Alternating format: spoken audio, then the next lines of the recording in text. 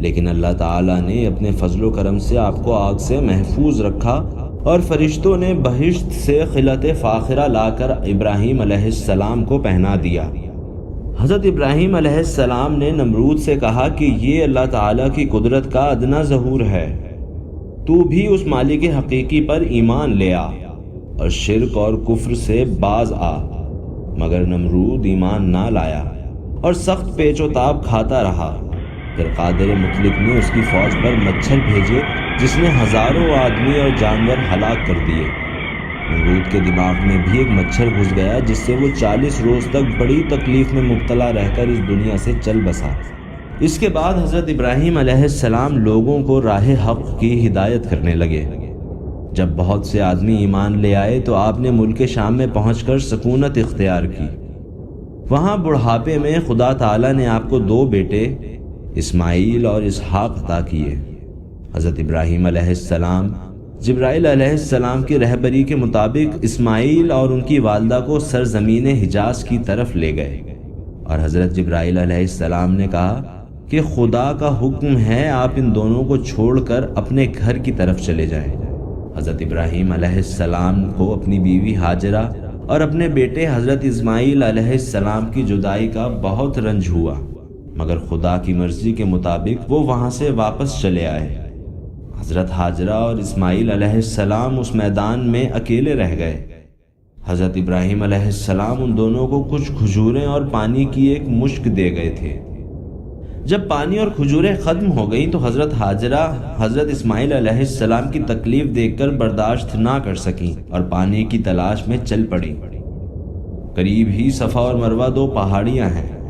کوہ صفا پر چڑھ کر ادھر ادھر نظر دوڑائی کہ شاید پانی کا کوئی چشمہ نظر آئے، مگر جب پانی نظر نہ آیا تو اتر کر کوہ مروہ پر چڑھی اور دونوں پہاڑیوں کے درمیان انہوں نے 7 چکر لگائے، مگر پانی نہ مل سکا۔ حضرت اسماعیل علیہ السلام پیاس سے گھبرا رہے تھے اور بچوں کی طرح زمین پر ایڑیاں رگڑ رہے تھے کہ خدا کی قدرت سے ان کے قدموں کے نیچے ایک چشمے کا ظہور ہوا جسے آج کل چاہے زمزم کہتے ہیں۔ حضرت ہاجرہ رضی اللہ عنہا پانی کا چشمہ دیکھ کر بہت خوش ہوئیں اور اس خیال سے کہ پانی بہہ نہ جائے اس کے گرد ایک بند باندھ دیا اور اپنے جگر گوشے کے ساتھ وہاں زندگی گزارنے لگی۔ کچھ دنوں بعد یمن کا ایک قافلہ پانی کی تلاش میں ادھر سے گزرا تو انہوں نے اس جگہ پانی کا چشمہ دیکھا اور حضرت ہاجرہ رضی اللہ عنہ سے اجازت لے کر اپنے عیال و اطفال سمیت وہاں رہائش اختیار کر لی اور بڑی بڑی عالیشان عمارتیں بنا کر ایک شہر آباد کیا جس کا نام اب مکہ معظمہ ہے۔ حضرت ہاجرہ رضی اللہ عنہا اور اسماعیل علیہ السلام کو حضرت ابراہیم علیہ السلام کبھی کبھی آ کر مل جایا کرتے تھے۔ ایک دن حضرت ابراہیم علیہ السلام کو خواب میں اللہ تعالیٰ کا حکم ہوا کہ اپنے بیٹے اسماعیل علیہ السلام کی قربانی کر۔ حضرت ابراہیم علیہ السلام نے خواب سے بیدار ہو کر اپنے بیٹے اسماعیل علیہ السلام سے ذکر کیا۔ فرما بردار بیٹا فوراً قربانی کے لیے تیار ہو گیا۔ جب حضرت ابراہیم علیہ السلام نے اسماعیل علیہ السلام کو زمین پر لٹا کر چھری ان کی گردن پر چلائی تو اس کا کچھ اثر نہ ہوا اور جناب باری سے ارشاد ہوا، اے ابراہیم تم امتحان میں پورے اترے ہو۔ حضرت جبرائیل علیہ السلام ایک بہشتی دمبا لے آئے اور حضرت اسماعیل علیہ السلام کی جگہ اسے چھری کے نیچے رکھ دیا اور ان کی جگہ وہ ذبح ہو گیا۔ ہر سال جو عید الاضحیٰ کے موقع پر قربانی دی جاتی ہے وہ اسی قربانی کی سالگرہ ہے۔ خدائے عز و جل نے جب خانہ کعبہ کی تعمیر کا ارادہ کیا تو حضرت ابراہیم علیہ السلام کو حکم بھیجا کہ تم اپنے بیٹے اسماعیل کو ساتھ لے کر بیت اللہ کی تعمیر کرو اور لوگوں کو طواف کرنے کی ہدایت کرو۔ فرمان الہی کے مطابق دونوں نے کعبہ کی تعمیر شروع کر دی اور حضرت جبرائیل علیہ السلام نے بیت اللہ کی تعمیر کا سارا طریقہ سمجھایا۔ اسماعیل علیہ السلام اینٹ گارا پہنچاتے تھے اور حضرت ابراہیم علیہ السلام عمارت بناتے تھے۔ جب دیواریں اونچی ہو گئیں تو حضرت ابراہیم علیہ السلام نے ایک پتھر پر کھڑے ہو کر خانہ کعبہ کی تعمیر کی۔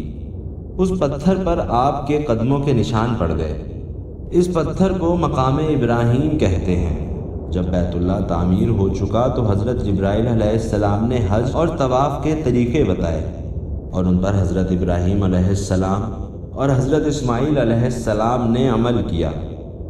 پھر حضرت ابراہیم علیہ السلام نے اسماعیل علیہ السلام کو بیت اللہ کا متولی کیا اور خود ملک شام کی طرف چلے گئے۔ حضرت ابراہیم علیہ السلام نہایت ہی مہمان نواز، سخی اور فیاض تھے۔ آپ علیہ السلام کی وفات کا وقت قریب آیا تو آپ کے بیٹے، پوتے اور خاندان کے سب لوگ آپ کے گرد جمع ہو گئے۔ آپ علیہ السلام نے فرمایا، اللہ نے تمہارے لیے دین اسلام پسند فرمایا ہے، تم سب مسلمان ہی رہنا اور اسلام پر ہی جان دینا۔ حضرت ابراہیم علیہ السلام نے 175 سال کی عمر میں انتقال کیا۔ حضرت ابراہیم علیہ السلام بڑے اولو العزم پیغمبر تھے۔ آپ نے دنیا کو شرک اور کفر سے نکال کر توحید کا سبق دیا۔ سچ ہے کہ اللہ تعالیٰ کے سوا کوئی معبود نہیں اور ہمیں ہر دم اسی کی یاد میں رہنا چاہیے۔ اللہ تعالیٰ ہمیں بھی حضرت ابراہیم علیہ السلام کے طریقے پر چلنے کی توفیق عطا فرمائے۔ آمین۔